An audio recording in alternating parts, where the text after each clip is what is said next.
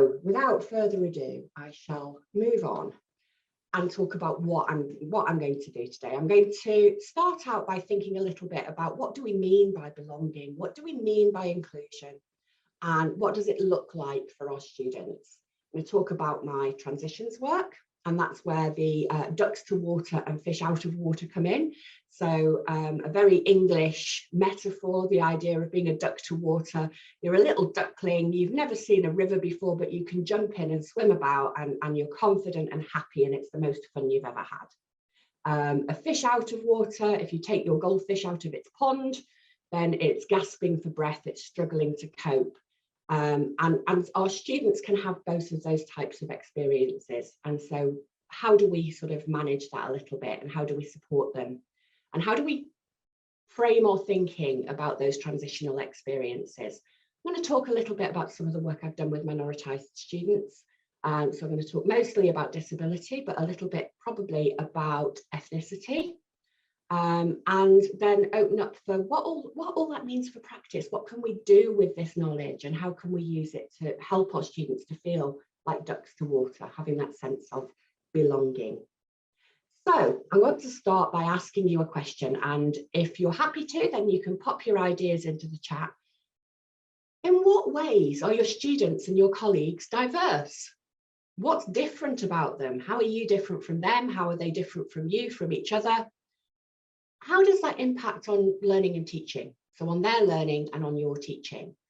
And are your colleagues diverse in the same ways as your students? So if you've got any thoughts on that, just pop them into the chat for me.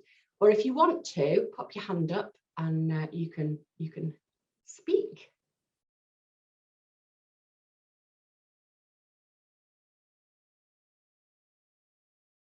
We've got age from Edwina, thank you. Cultures, characters, religions, age, different beliefs, different expertise. Yeah, absolutely. Gender identities. In every way, absolutely. You're all unique individuals. Neurodiverse or neurodivergent, depending on your preferred terminology, background, academic background, how you got into university, your educational background, language, attitude to learning, experience in education, socioeconomic status. Level of disability in the student body doesn't seem to be reflected in the staff, absolutely.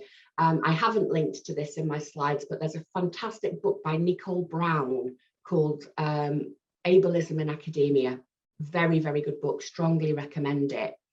And it's a free ebook that you can download. So Nicole Brown is the name. Diverse cultures, different lived experiences, experience of business. Yeah, some of our mature students have been out in the world of work before they come to university. So thank you for that. Nobody's really commented on how it affects your learning and teaching. Any thoughts on that?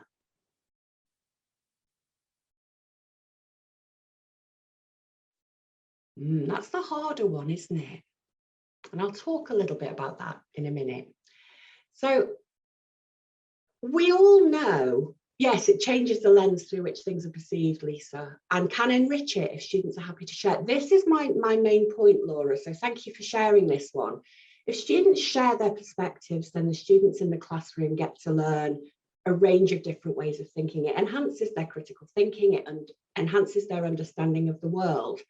And so, oh, and there's the link from Simon to Ableism in Academia. Thank you, Simon. But hearing student voices within the classroom is actually really important as part of the learning experience. And that's one of the things that I'm really going to hopefully emphasize today. So in terms of the background to all of this and the background to my research, we know, and you don't have to go very far to find somebody who will be talking to you about your access and participation plans in the university, who'll be talking about TEF, the Teaching Excellence Framework, and they'll be talking about attainment gaps. And what they'll be doing is looking at this group of students that I've put on the bottom of my slide and saying, well, some are male and some are female, some are black and some are white, and some are straight and some are gay. And they're looking at these big, massive demographic groups, and they're saying there is a problem for this group of students. They're not looking at intersectionality, so they don't look at whether a student might be transgender and black. They just look at, are they black? Are they male? Are they female? Are they non-binary? Yeah. And as a result of that, it's really looking at this assumption of homogeneity. So the idea that all that group is the same, and the idea that all black students are the same or all disabled students are the same is honestly farcical. It just isn't true. If I ask you, how would you adapt your learning and teaching to make it inclusive for white students? White academics in the room might be currently looking at me with slightly raised eyebrows and going, that's an impossible task. So why do we think we can do it for all disabled students or all black students? We need to recognise the diversity within those big demographic groups. I'm not saying that these tools can't be useful, and they certainly help us to recognise whatever our new education minister might think. They help us to recognise racism in our institutions and sexism and ageism and ableism and all the other isms, but they don't help us to really understand what we need to do to support these students. And it's very much a deficit model in the way that people think about these issues. So what is wrong with disabled students that they're not able to get as good grades as students who are fully abled? And I use the words disabled students and fully abled because in my work with students, I find that students talk about being abled or disabled by society and by the barriers that we put in place and the facilitators that we put in place. So I'm not looking at a medical model where the disability and the impairment sits within the student, but where what we do either ables them or disables them. And if you want an example of that, you can think about it from a gender perspective as well. So if you think about the height of, well, or even a sizist perspective, if you think about the height of light switches when you walk into a room, but the average man, a light switch is sort of just below shoulder height. It's a comfortable height to just flick the switch. Women, people who are shorter, sometimes have to reach up a little bit more to reach that light switch. It's easier for some people than others. It's the same with disability. If you are in a wheelchair and somebody's put a ramp in, there's no access problem getting into that classroom. If they haven't, you can't get in. You're disabled by the lack of a ramp, by the steps. So that's why I'm using that terminology. A lot of people prefer person first rather than identity first. So people with disabilities rather than disabled people. I'm just going by what my students have said they prefer in general, not exclusively. Yeah, so we're talking about, what's the problem for these students? Why do black students under-attain? Why do disabled students under-attain? Why do LGBTQI+ students under-attain? What's the problem with them? And that's a problem for me because I think, well, why is the university letting these groups down? So you can already begin to see this social model where I look at what society is doing and what universities are doing and what institutions and individual practitioners are doing to prevent student success, rather than what's wrong with the student group that they can't succeed. And this focus on metrics and this assumption of homogeneity of these massive, massive diverse groups neglects to think about how students belong to their institution, whether they're included by their institution and whether they feel that sense of inclusion. What is their broader student experience? So we all know that with disabled students, we are supposed to provide reasonable adjustments and we're supposed to provide ways to help them to access learning and teaching. But did you know your university has a legal responsibility to provide the same access to the whole student experience? So that means to extracurricular activities, that means to placements, that means to a social life. Should be exactly the same as for fully abled students, and yet often that bit gets neglected. What about the community that students are part of? What about the learning that they're doing? Is it really the same for all these groups? And what are we doing to address those issues? So,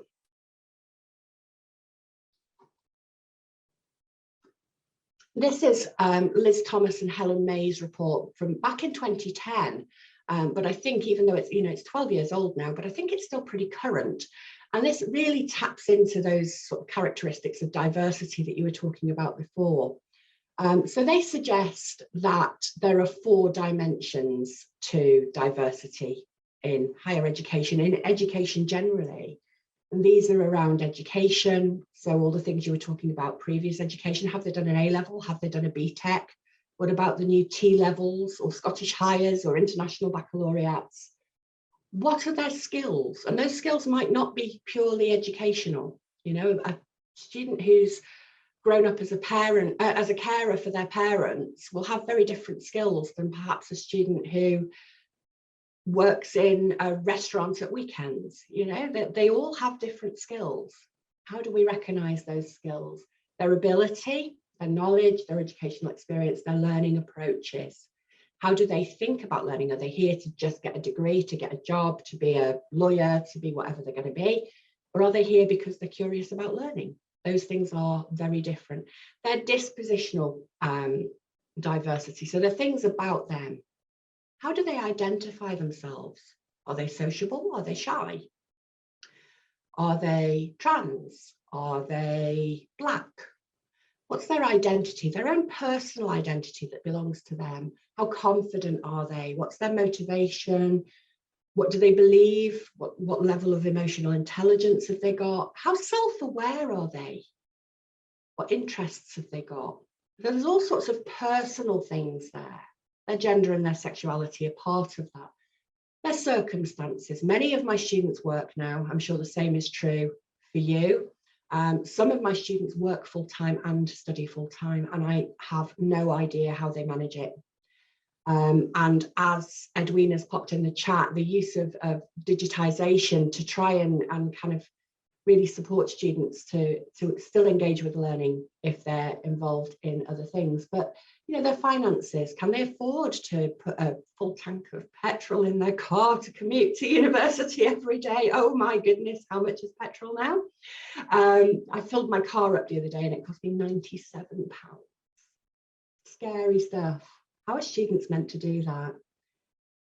What is their, marital status? I came to university as a married student with a 4-month-old baby.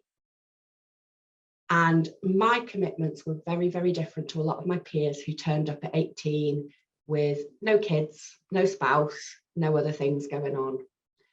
How does that affect their learning? And then the cultural things that we're all quite aware of, I hope. So things like whether you're learning English as a second language or a third language or a 17th language, your cultural capital, what you bring with you about knowledge of the world and ethnicity and social background and all those things. And so when you start to think about, oh my goodness, how do I personalize learning for every student who might vary on all of these characteristics and more, that becomes almost like an impossible task, doesn't it? It's very difficult to try and think about how do I meet the needs of all of those different sources of diversity. Should we be conducting department-wide studies, said Andrew, in order to understand the student experience within each department? My guess is that needs will differ from department to department, or are attainment gaps best addressed globally? Goodness me, Julie, put your brain in gear and your mouth in gear, across the university. Also, can the underlying causes of attainment gaps be traced back to early educational experience? Attainment gaps do exist in primary schools. They do get wider. What's the best strategy to adopt at university? I hope I'm going to cover some of this today, but I'm going to give you a brief answer now, Andrew. I think all of that is true. And so we need to address it at all those different levels. I think institutions need policies that promote inclusion. And I'm going to say it, everybody's job is around equality, diversity and inclusion. If you look at your job contract, whatever your job contract may be, you will find that there is a commitment there from you to promote equality, diversity and inclusion. Universities need to facilitate that. They need to raise your awareness of what you have to do.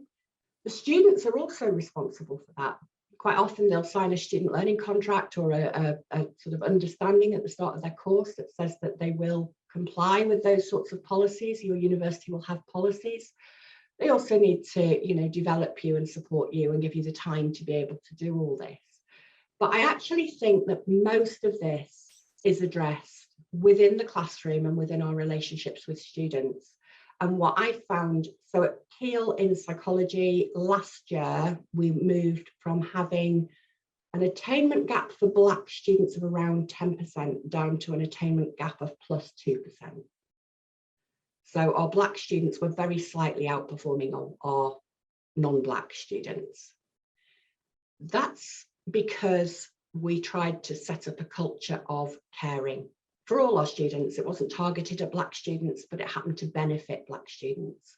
I'm not saying we've got everything perfect. Our students are still talking about microaggressions in the classroom, but we seem to have worked out a way that every student seems to have a person that they can talk to, that they feel safe with, where they can get support and help. And I think that made a big difference. And our teaching, we're looking at decolonising the curriculum and all of those things, has been, I hope, I think, I believe, much more recognising of those aspects of diversity.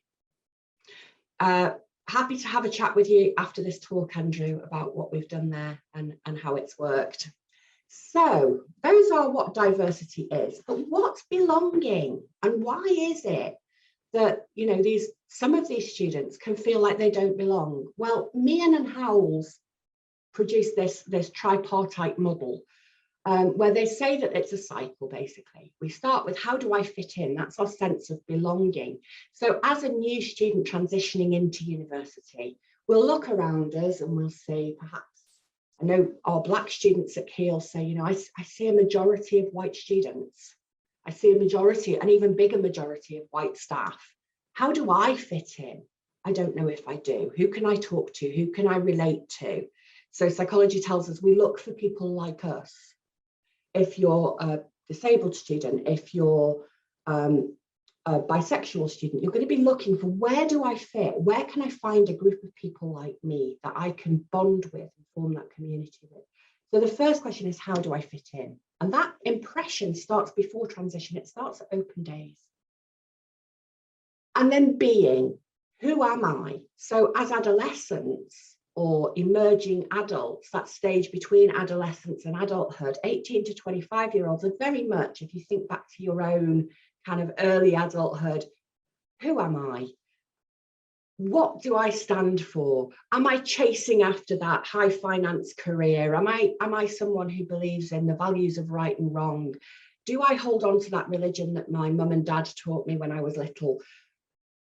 What's my sexuality? Am I really gay, or, you know, can I dabble? You know, I don't know where I am, you know. So that process of being and working out who you are and what your identity is, and then that process of becoming, thinking about, who will I become next? And the important thing for me about all this is that we can do a lot at each stage, and it relates to different things that we do within the curriculum. So, for example, if you look at the Education for Mental Health toolkit that Student Minds have been working on, then you'll find that one of the things that they say is being in the classroom before your students arrive, to welcome them, so that when they turn up feeling really uncertain and they're early because they don't know what's going to happen, you can reassure them and you can have a chat and you can be a human being and they can relate to that. Building a curriculum that allows that interaction so students can find the students who are like them. If you keep it extracurricular, then students with caring responsibilities, students with employment will really struggle to access all of that. Being able to be supportive of who they are. So representing, and this is where decolonising comes in, representing diversity as normal. So in psychology, an example of what I've done within our school is to raise awareness of the fact that when we teach about family in psychology, very often, if you do a quick Google search now, you'll see it for yourself. Google the word family, and what you'll find is 2 white parents, 1 male, 1 female, probably 2 children, and very likely a dog. And that's the image. If you do a Google image search of what does a family look like, it looks like 2 parents, white, male, female, dog, 2 kids. Then do the same search for non-traditional family. And you'll start to find same gender parents, you'll start to find single parents, you'll start to find children being raised by grandparents. And then think about, how you feel if you're a care leaver sitting in a classroom learning all about attachment theory and how a secure attachment sets you up for life. And a secure attachment is to your mum and maybe to your dad and the dog. How do you feel if you never had that? What message does that give you? That others you. And so thinking about decolonizing in that very broad sense, not just about ethnicity, not just about culture, not just about religion, but about making sure that the diversity that we teach about is reflective of the world around us, which often it isn't, and thinking about the messages that we send. And then becoming, who will I be? Well, this is part of our employability agenda.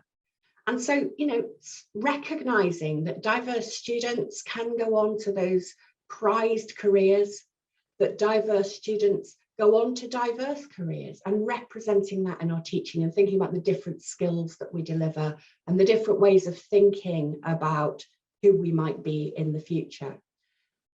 So what is belonging then? I've talked about a process, but I haven't really talked about what it is. Well, Kift talks about, this is Sally Kift in Australia, she talks about complex interaction of environment, social and cognitive attributes.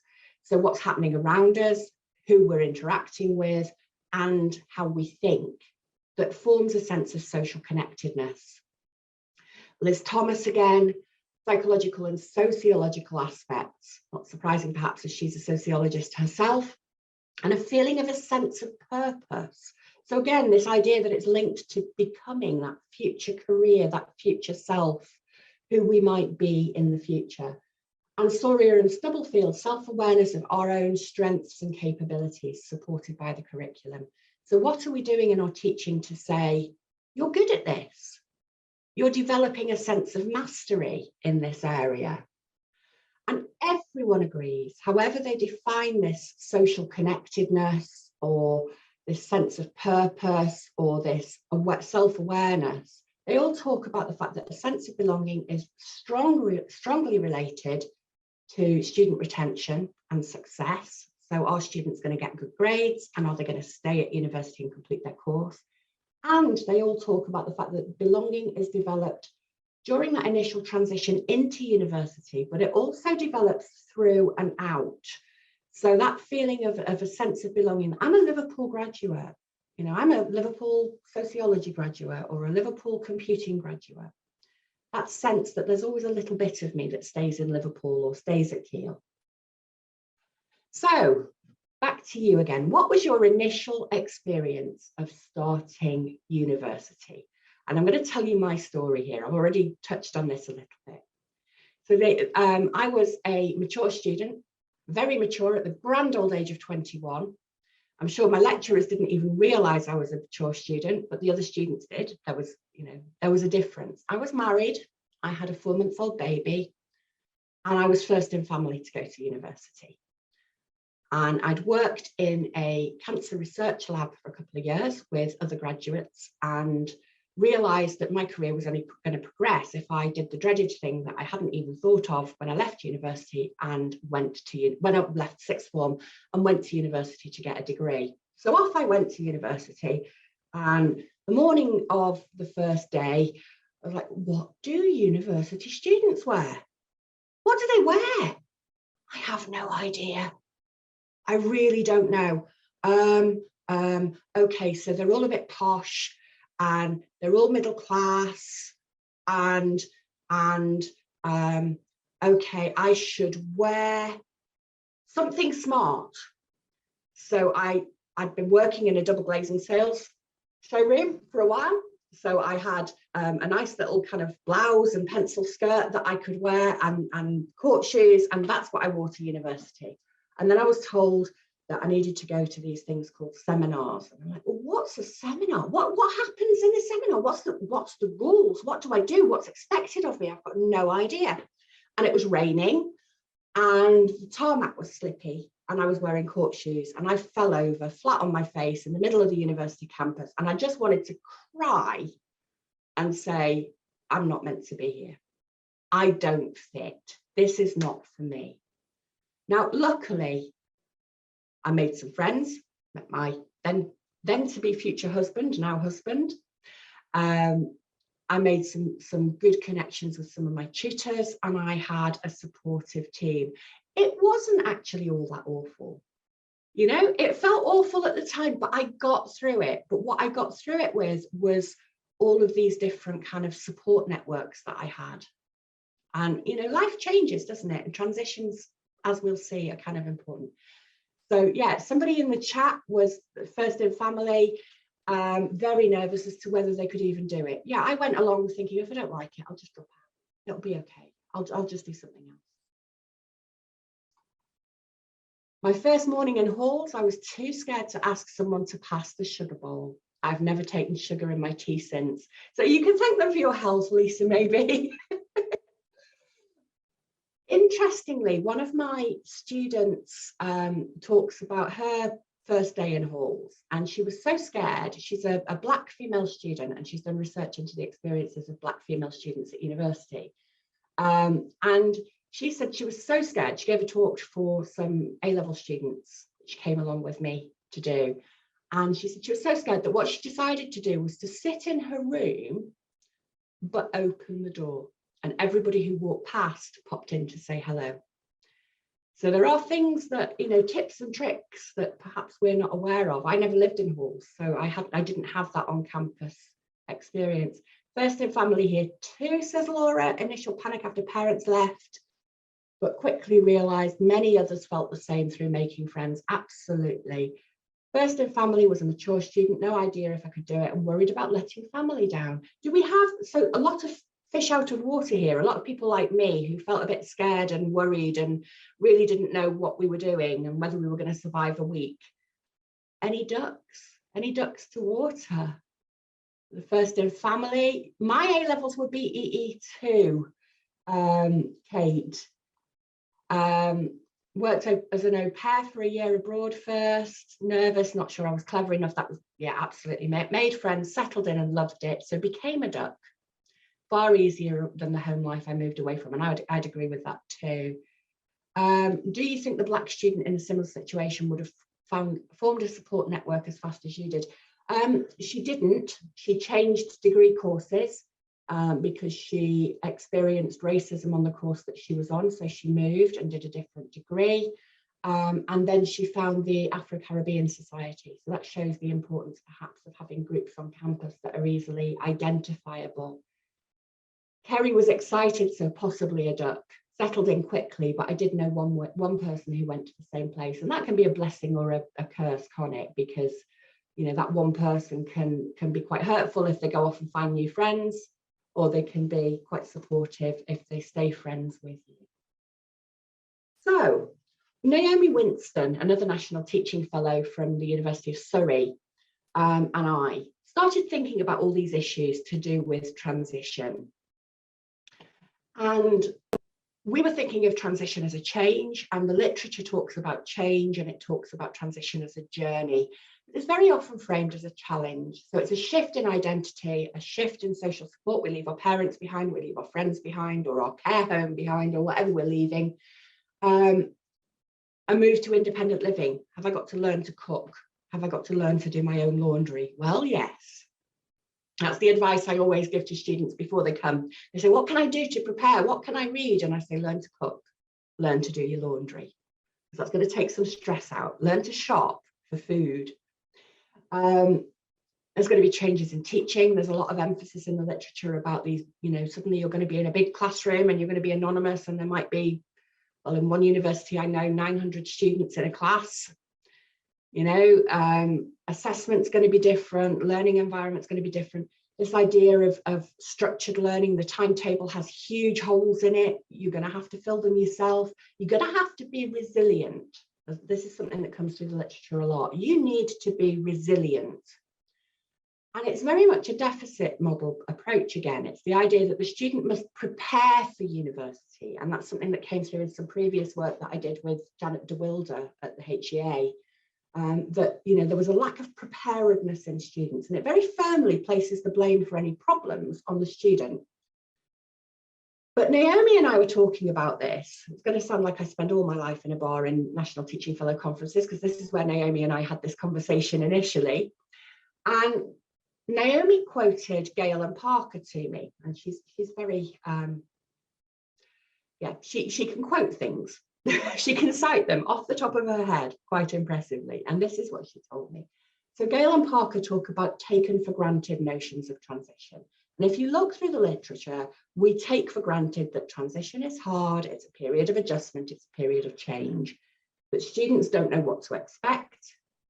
They're not prepared for it, and they're going to have to be resilient.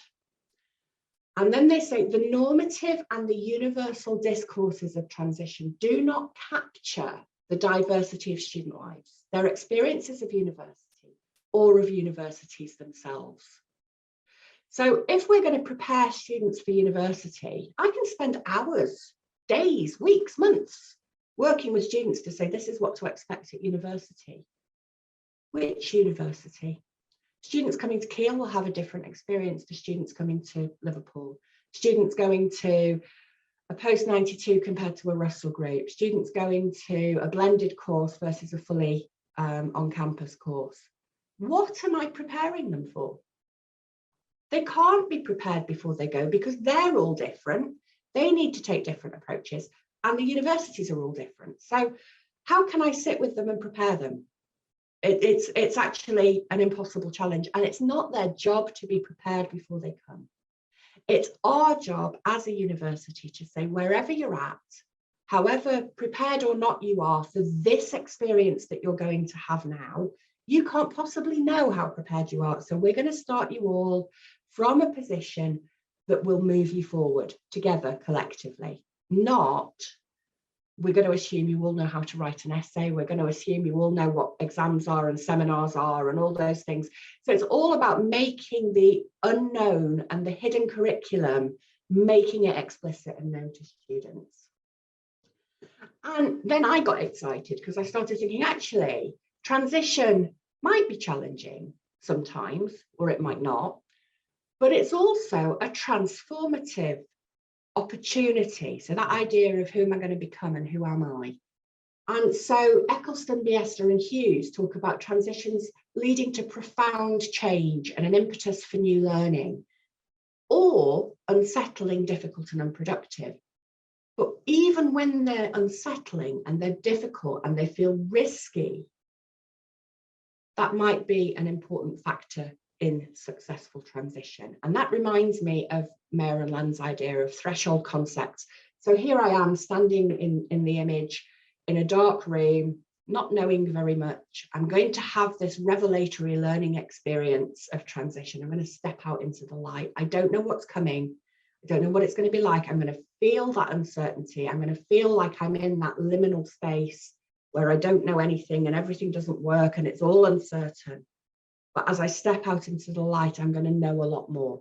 So it's that importance of having that uncertainty, of recognizing I need to learn, of addressing that threshold, that step from one space into another, and emerging and saying, oh, look, I'm going to use another metaphor. We've had ducks and fish. We're going to have caterpillars. I'm a beautiful butterfly. I can fly now. I'm in the light.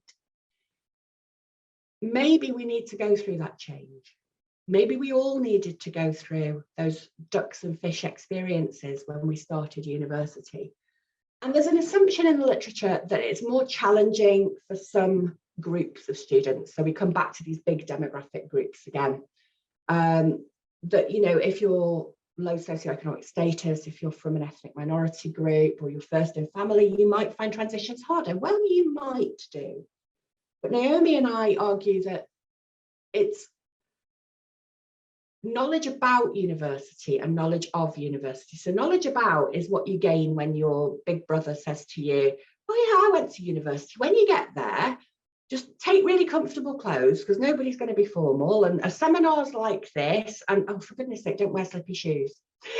You know, that's the knowledge of university that they can share with you, but you get it as knowledge about. And from that, you form expectations that may or may not be accurate. But the knowledge of that lived experience of university is missing for everybody, regardless of if they are immensely wealthy, immensely privileged. You know, they've not been to university before, except a few who probably, you know, might have done a first year somewhere else and then changed. So these groups might have some predictive value, but it's certainly not 100% certainty. It's not saying that because you are from a first in family background that you're not going to do well at university. It's not a certainty. We can't target the students, and there may well be that incredibly privileged, wealthy student who comes to university and just feels like they don't fit in for whatever reason. And yet knowledge about it is scary, and that idea of the drinking culture. So Emma Davies at Oxford Brookes does a lot about this, where she says, you know, students have this perception that other students drink loads more than they do, like loads and loads more, and that they should be trying to keep up. And actually, that idea of, you know, being able to go out and not drink is really important. That's okay, that's acceptable, that's normal, whatever normal looks like. So we can't be very targeted in the way we think about this. And students themselves get a bit fed up of this idea of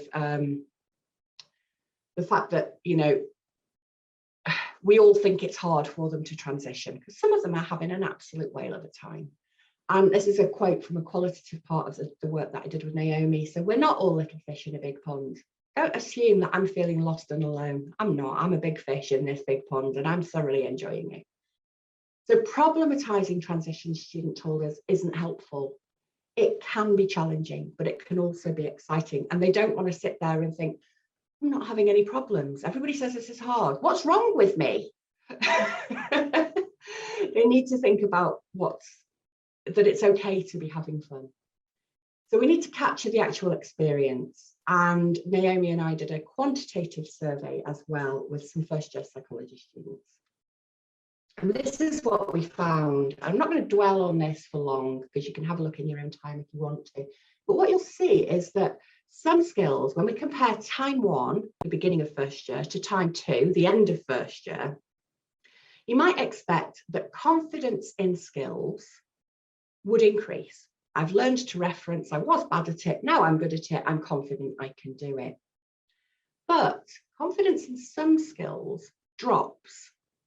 And this is where I think we see that expectation reality gap. So one of the things that makes me fascinated is the fact that there's a significant difference about confidence in maintaining attendance. So at the beginning of the year, I had 100% attendance at school. Of course, I'm going to be able to attend all my classes. By the end of the first year, students have realised the reality of self-regulation, that they have to get themselves out of bed for the 9 o'clock lecture. They have to do it even if they've got a hangover or a headache or whatever. You know, it's not easy to get yourself into classes 100% of the time and maintain that motivation all year. And so their confidence about doing that reduces. They also lose confidence in keeping up with reading. So they realise that they've slipped behind, and in giving presentations, interestingly. However, we also asked them about their previous experiences of transition, and they said that what they learned about their experience of transition from GCSE to A-level, so these were English students, had really helped them in terms of the transition to university. So they appreciated that when they moved from GCSE to A-level, they had to do more independent learning. And when they moved to university, they had to do even more independent learning. They knew how to do that now. They'd done it once. It was a step up rather than a different step. That they had increased workload and that the work got harder. And so they recognised that they'd done this before, that transition before was part of their experience. And it helped them to think about how they dealt with those challenges previously in dealing with it now as they came into university. However, making the transition from GCSE to A-level, they often do that with the same friends, the same peer group, the same teachers, and that gives them that extra social support. But we found that reminding them of those skills that they'd acquired and the approaches that they'd taken helped them to recognise that, yes, transition can be difficult, but we've done it before and we'll do it again. So encouraging both your ducks and your fish to share those stories and reflect on their own stories can actually really help them to think about how to make transitions. And I would say to you, you know, some of you will be thinking about transitions to future jobs now. How did you cope with the transition to the last one? What did you learn? What did you get out of it? How will you take that forward? We do need more research on this, but we need to really think about developing systemic approaches and approaches that really draw on our social identity to take it forward. Now, I'm aware of time and we are running out, so I'm going to skim past there and say inclusion. Interesting question, Lisa, and I don't know, but it's an interesting project if you want to take it up. Hawkins in 2010 says what we should be doing is really thinking about how do we make all our teaching meaningful, relevant and accessible to all. So designing our pedagogy, our curricula and our assessment in ways that every student can see a meaning, can see relevance and can access it. And that individual difference is the source of diversity that can enrich the lives and learning of others. And that's where I was going with this idea of hearing student voices within the classroom, being interactive.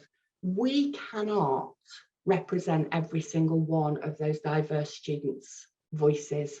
We cannot draw in every perspective, but what we can do is partly have more diverse staff, and that's where the institutional issue comes in, and give students the opportunity to have their voices heard. And I recognise that not every student can. A brief little story from one of my students who is autistic. She has a reasonable adjustment that she never has to speak in class. And I never asked her to speak in class, but she came to my classes and we had very interactive teaching. And at the beginning of the module, she would sit and look at her feet and she wouldn't talk and she wouldn't engage. She listened very, very attentively, but she wasn't ever going to contribute. By the end of the module, she was leaping out of her seat with a hand in the air, wanting to answer questions because she felt safe and she felt able to speak. And we talked about diversity and we talked about these issues within the class. And she's now presented at international conferences. So, you know, and just amazing what she's achieved. And I'm not saying every student will do that because they won't, but recognizing that those experiences can contribute to peer learning. So she was actually talking to her peers about being an autistic student and how that felt at university and what that meant for psychology practice and education practice. Building actively on prior learning, building on cognitive psychology. The more we do, the more we learn. Listening's passive, we don't take it in. And really thinking about what motivates our students and how we build that kind of rewarding experience into our classrooms.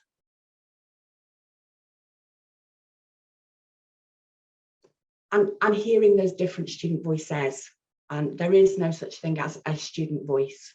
Students are not the same. There are multiple students and there are multiple voices.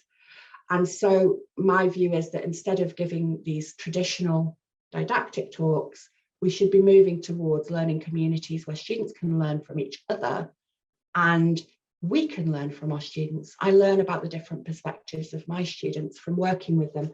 And these are 4 of the students that I've worked with recently. There's Pippa, who I've done some work on chronic illness with, Emma, that I've worked on with autism, Cleo, who worked with learning difficulties, specific learning difficulties, and Stacey, who is doing a PhD with me on general disability. So she's looking at all aspects of disability. And you can see there the crab and the Keeling ball dissertations will be published soon. We're working on them at the moment. Pippa has a paper out already, and we'll have another one. And Stacey, as I say, is doing a PhD and is an absolutely phenomenal young researcher, who also happens to be registered blind and a wheelchair user and a world paracheer champion. So there you go. She's a pretty astounding young lady. All four of these students have researched their own communities. They've looked at what the particular issues are that they've faced, and they've done research with their communities. It's opened up massive access for me to participants in ways that I could never have managed as a white, middle-aged academic. They have their own communities and they work with them to get that information. And it means that student voices are starting to inform policy and practice. And yeah, I mean, as I say, I've got other students working with me as well. So how do we make sure we hear these student voices? Oh, and the fact that they're researching disability and that they have credibility in their communities is also a big part of building their confidence. They're developing as independent researchers, and they can see that, and they can see that they bring value and they bring expertise and experience that I don't have. So they can see that we're all working together, and we tend to form a little research lab on Teams where we can all share practice and ideas. So how can we bring those student voices out more? How can we help our students to feel included? What examples have you got? What are the challenges? And I'm just going to put that Hawking's quote there again to say what we mean by inclusion. So apologies that was a little bit rushed through, but I would like to open up to you guys now. Thank you, Julie. I'm just writing so many notes down. It's unbelievable. It almost feels that you don't realize how complex this actually is. So that was really insightful. Thank you ever so much. So yeah, we do have just under 10 minutes for questions. Feel free to type them in, raise a hand. I know Charles has got his hand up, but I wondered if you could pick up Lisa's question, which is really about spaces for these, because she says some of these conversations involve students revealing their vulnerabilities. I wonder if the classroom is the right place for that. Where else should it happen? So I would say that I never, ever put a student under pressure to speak. No student has to disclose anything that they're not comfortable with. The discussions that the autistic student had with her peers and with me followed a class about equality, diversity and inclusion in education, and it followed quite a long period of me building a relationship with that student. She was my final year project student. She trusted me. So I'm not asking students to walk into a space and go, hey, I've got ADHD, I've got this disability, that disability, this medical condition, whatever it might be. That's private and personal to them. They don't ever have to disclose. But for example, there were also a lot of discussions in that class about, yeah, I went to school in Switzerland and it was really different there because, you know, we're in the UK, when I came here, I was really surprised by this. It was like that. We have Chinese students talking about Chinese education. I get to hear about where they've all been, you know, that's great. And it's not so personal and it's not so difficult. And often they find ways to do it in terms of, you know, they're building those relationships in small groups. So they get to kind of work out what they can share and what they don't share. So it's never a big reveal of, da-da, I'm trans in class, because that wouldn't be ideal. Because you don't know how other people are going to respond to it, but it's them having control of their own information. And partly I do it through being authentic myself. So there's a great paper by Behrman and Malloy called Intellectual Streaking, and it doesn't mean the obvious, but it means, you know, showing your own thinking processes and how, you know, I've brought my story of transition into this talk because it kind of allows, and I tell my students these stories, it allows them to see that, you know, you can't see that I'm a working class, first in family person anymore, because I've been shaped by the institutions I've worked in. I've become a stereotypical white middle-class woman.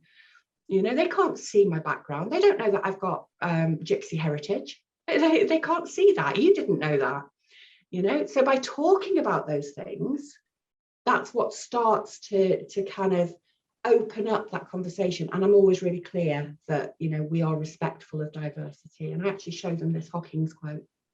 Great. Thank you very much. Charles. Yeah, thanks, Simon, and thanks, Julie, for an inspiring and wonderful talk, and all the resources. Embarrassingly, many of those I hadn't come across before, so that's really useful, just listed with useful resources. Thank you. I've made a note of them and downloaded the book. It's not embarrassing at all, Charles. I spend my life doing this, so. No, and just to blow the trumpet, I don't know if you've come across one of our staff in psychology here, Gail Brewer. I have indeed. She's fantastic. Yeah. So for colleagues, it's disability in higher education. It's McGraw-Hill, and it's just come out. And if anybody's not come across that, it's a useful resource. So one of our Liverpool staff. Yeah, I really like your ideas, Julie, of and there's some ways it's sort of common sense, but sometimes we just don't see it through, do we? Just giving students that opportunity, that space, and it is challenging finding that space to reflect. I like your the work you did with Naomi, that showed, you know, giving them an opportunity to reflect on their own stories, and you know, learning from the students themselves and talking to them. And I love your authentic approach and opening ourselves up as well, our own stories to them, and I think that encourages students themselves. And it reminds me just a little anecdote of when I think about transition, what comes to my mind is my first day in secondary school, an all boys secondary modern school, after failing my 11+, and it was in quite a sort of it was a challenging place to be, and my mum encouraged me to go in shorts. She said all the other boys will be in shorts, Charles. And I remember standing in the centre of the playground with all the other boys laughing at me.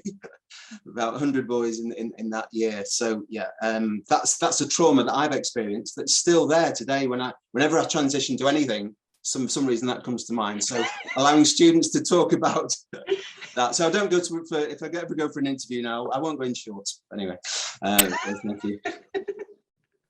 Thank you, Charles. Thank you. Do we have any? It was an insightful comment, Charles. Thank you. There's some. I'm conscious of time. Now, normally in a face-to-face, in-person environment, we'd spill this out into the corridors over coffee, which you won't be able to do. But I appreciate that some people may need to be somewhere at 11 o'clock. So people that want to hang on, I'm sure that's okay, Julie, if you can hang on for 5 or 10 minutes or so, ask some additional questions, please do.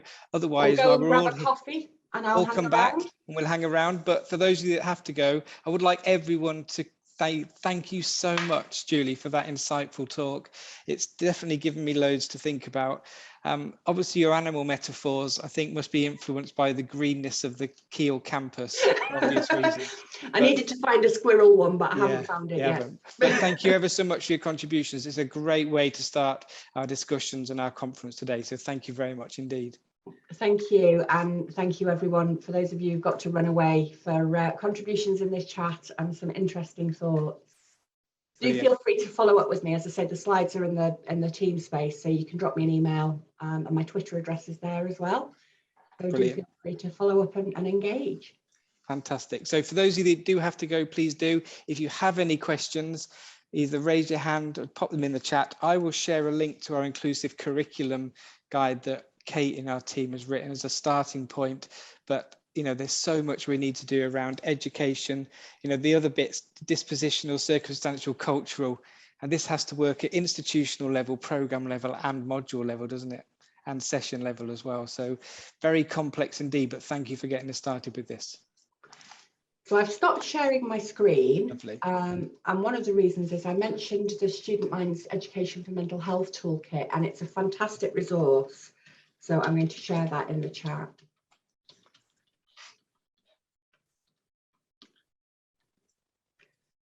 So if you have any questions, pop them in. Otherwise, enjoy the rest of the conference, whether you're joining us virtually or whether you're joining us on campus later on.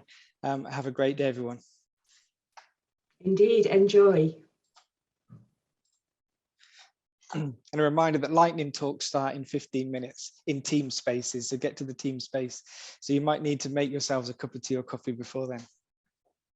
If you're hanging around, feel free to pop your camera on if you want to, and just speak, because there'll be fewer of us, so it might be a bit easier.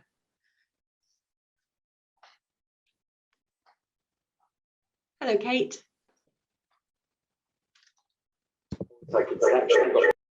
Oh.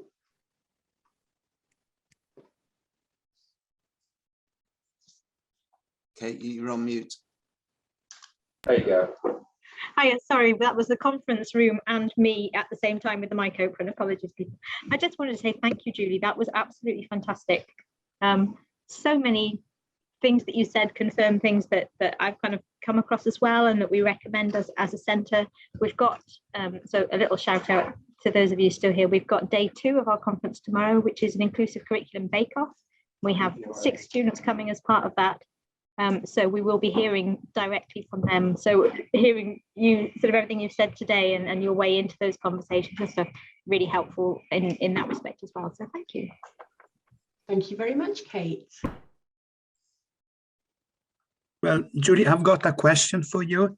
Yes, please do. You are the decolonization lead at the university or in psychology? No, just in psychology, but I do work with all the other decolonising leads. So I've got a bit of a cross-institution perspective, and I've done a little bit of academic development around decolonising cross disciplines. So if you've got a question, I'm happy to try and answer it.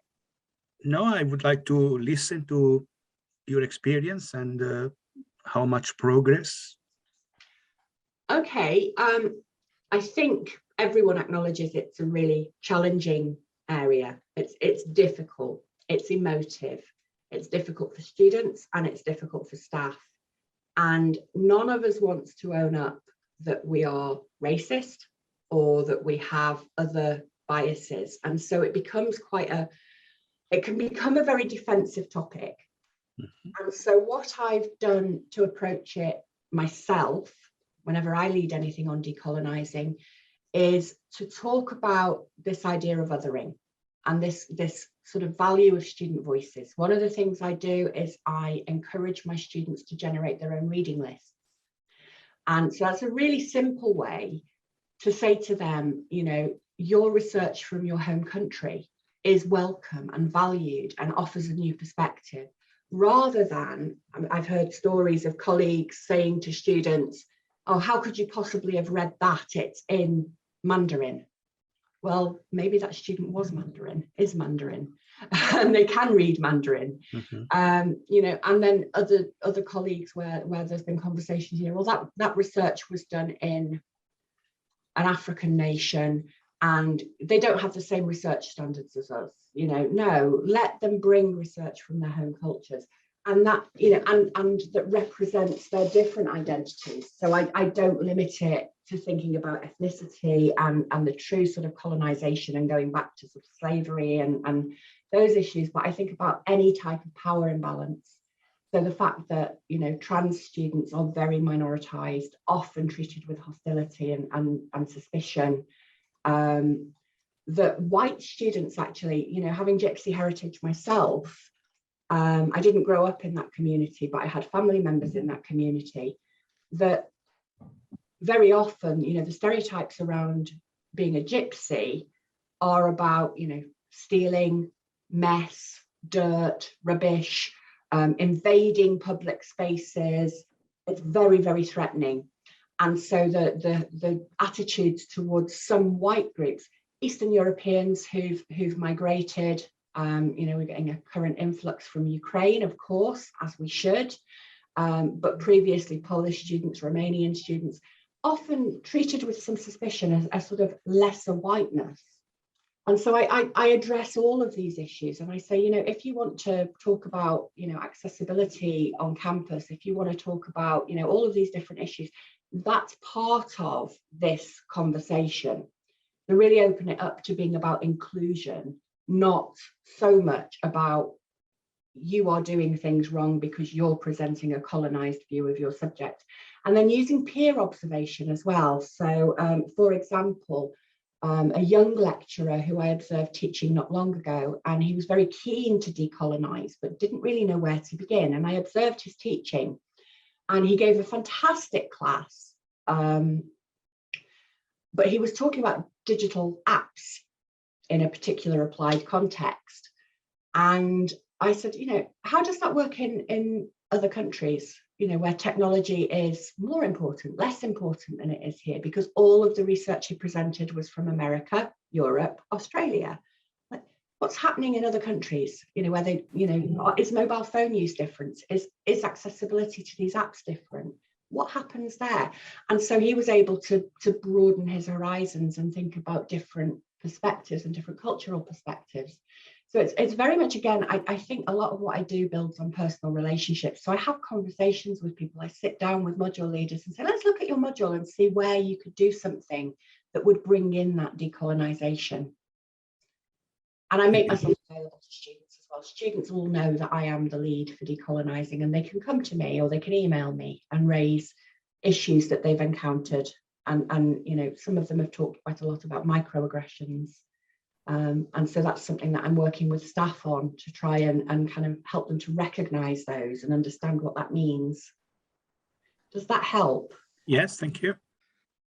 Yeah, thanks, Julie. And I've just copied a link to some of our resources around decolonising, but we're always seeking case study examples, because that's really the important element there that you talked about, Julie, those local examples where we know there's colleagues doing some really interesting work with their own students. So please do share those with us.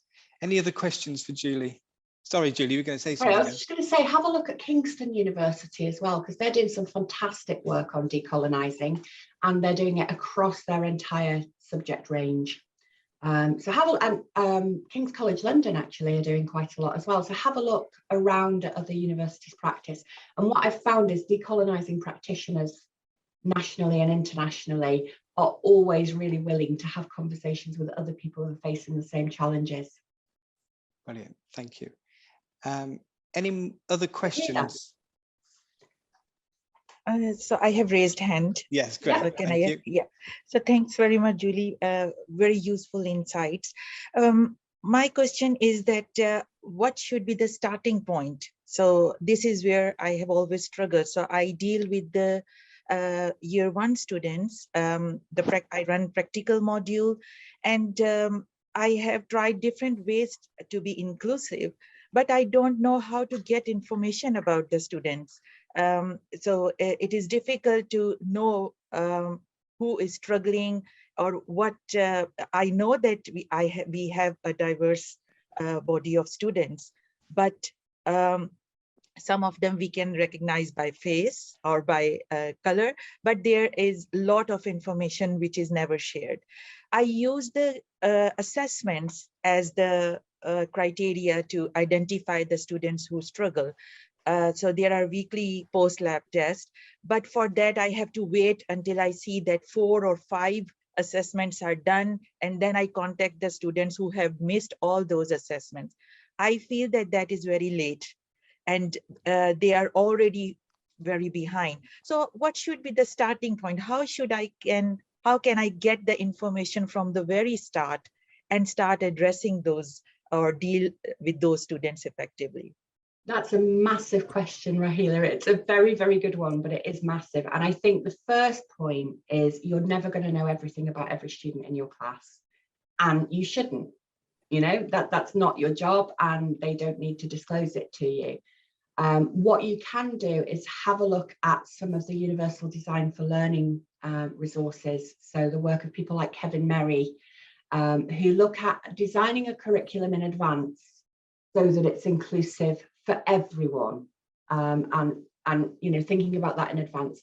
I would say formative assessment is really useful, building it in so that students are getting feedback before they're getting grades, because if you have to wait for the grade, as you say, it's too late. It's already had an impact on their achievement, and that impacts on their confidence and their motivation. And I think, you know, that again, that caring approach to teaching, that authenticity within the classroom, and being very open about the fact that first year is where we learn. It's not about getting it right every time. We don't expect you to get your referencing format perfect, your practical skills absolutely, on point right from the very beginning. If you could come to university from A-level ready to get a degree, we wouldn't need to put you through the course. Yeah, this is where you learn. So having what my colleague calls error-friendly learning environments, where students can learn by making mistakes. They get feedback, they can see their own results and thinking, this experiment that I did in the lab didn't work. Why didn't it work? Reflect on that and building that time for reflection and that time for learning into the curriculum before it matters for grades. But being very open and able to have those conversations, I think. Thank you very much. Great. Thank you, Julie. I'm going to wrap it up there, I'm afraid, because the lightning talk starts in 5 minutes. I do want to give people a chance to have a bit of a breather before they nip into Teams. But thank you ever so much again. Really appreciated. And hopefully we'll have a chance to catch up again in person at the next NTF event. But thank you ever so much for joining us. Really appreciate it. Thank you, everyone. You've made me feel very welcome. Thank you. Have a good rest of your conference. Thank you. Bye, everyone. Bye. Have a great day.